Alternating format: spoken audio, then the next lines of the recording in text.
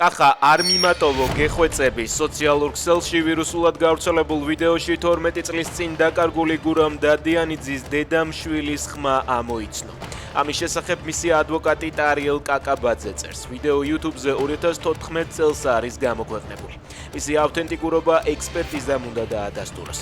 17 წლის ბიჭის კვალი 2014 წელს მლეთაში ლომისობის დღესასწაულზე მას შემდეგ გაქრა, რაც 14 კაციანი ჯგუფი ექსკურსიიდან ბრუნდებოდა.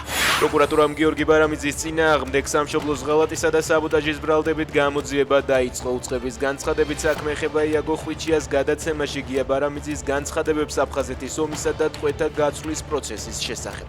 პროკურატურა წერს, რომ გამოძიების დაწყება საფუძვლად ვეტერანების საქმეთა სახელმწიფო სამსახურის განცხადება დაედო.